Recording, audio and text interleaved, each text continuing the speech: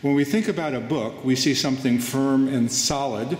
If the text is out of history, we think that the text remains in stone, immutable, and only the format changes, so that when we have a later edition, an illustrated edition, even a digital copy or a facsimile, we think that the text is exactly the same as it always has been.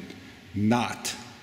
I'm here at the William Andrews Clark Library, part of UCLA. It's a rare book library devoted, among other things, to Oscar Wilde and English literature, and it has the best Oscar Wilde collection in the world, and that's better than the British Library.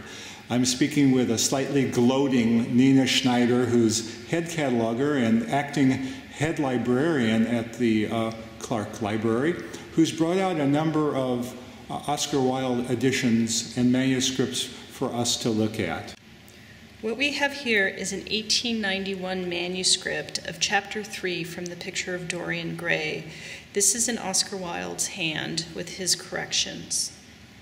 And we have it open here to Chapter 3 of The Picture of Dorian Gray, and it begins, "At 3:30 next day, Lord Henry Wotton strolled from Curzon Street over..."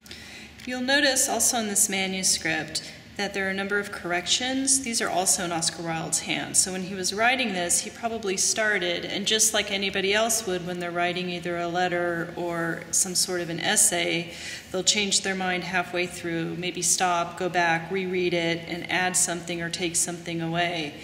So this we brought out just so you can see the actual working thoughts and practices of Oscar Wilde. And you should keep in mind that the published edition is not going to show that, so there's already going to be material lost from Oscar Wilde's own conception.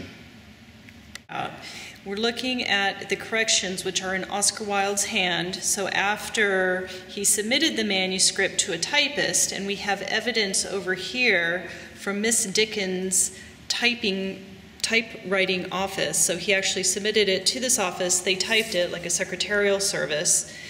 They gave it back to him, and then he took a look at it and decided to make even further corrections. So that's what you're seeing here. This typescript, by the way, is the typescript that was used for the first appearance of The Picture of Dorian Gray in Lippincott's magazine. And one other thing I'd like to point out is I also have it open to Chapter 3, which we looked at in the manuscript. But you'll notice this is a completely different opening. One afternoon, a month later, Dorian Gray was reclining in a luxurious armchair in the little library of Lord Henry's house in Curzon Street. Now, Nina, you mentioned the typescript was for a Lippincott edition. Is that our first edition that I showed at the beginning, or?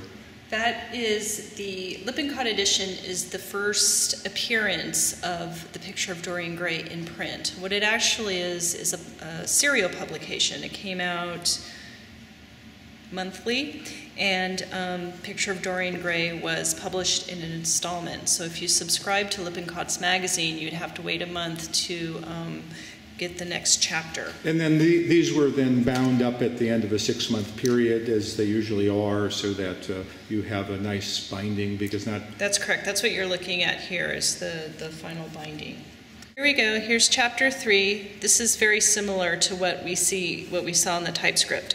One afternoon, a month later, Dorian Gray was reclining in his luxurious armchair in the little library of Lord Henry's house in Curzon Street.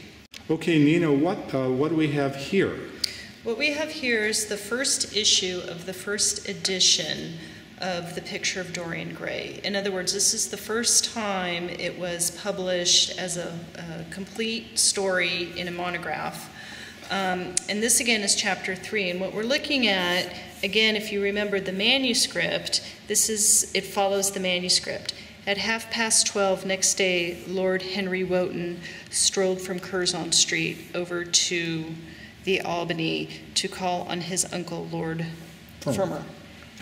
He wrote the book, he submitted it to Lippincott. Lippincott tamed it down a bit, and then when he submitted it to Ward and Locke for publication, they really tamed it down. So what we're actually reading when we read The Picture of Dorian Gray now is a somewhat watered-down version. So you brought out a few different editions. What do you have here? I did. This is just to show you how the story of the picture of Dorian Gray has really resonated throughout the decades. We have here a modern graphic novel version of it, so you can see how some of the artists and writers have interpreted the story yet again in a different way. We have here a children's book, The Picture of Morty and Ray, based on the picture of Dorian Gray. We have here an adaptation of the picture of Dorian Gray for the theater. It was adapted by Constance Cox, and it's a play in 2 acts of the picture of Dorian Gray. We also have the typescript for the movie, the film script actually, that was put out by Metro-Goldwyn-Mayer. And this is a file copy for the picture of Dorian Gray from 1945.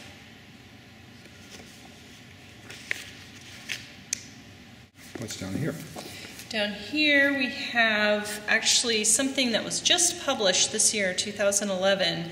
This is the new interpretation, critical, and annotated edition of the picture of Dorian Gray. So what we talked about before, where there was a lot of material that was censored out by the Lippincott's magazine and by the publisher Ward Lock, has all been put back, and there's a little bit of context. It's also been illustrated with some of the artwork of artists that Wilde was associated with and that he used.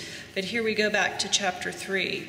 And again, one afternoon, a month later, Dorian Gray was reclining in a luxurious armchair in the little library of Lord Henry's house in Curzon Street.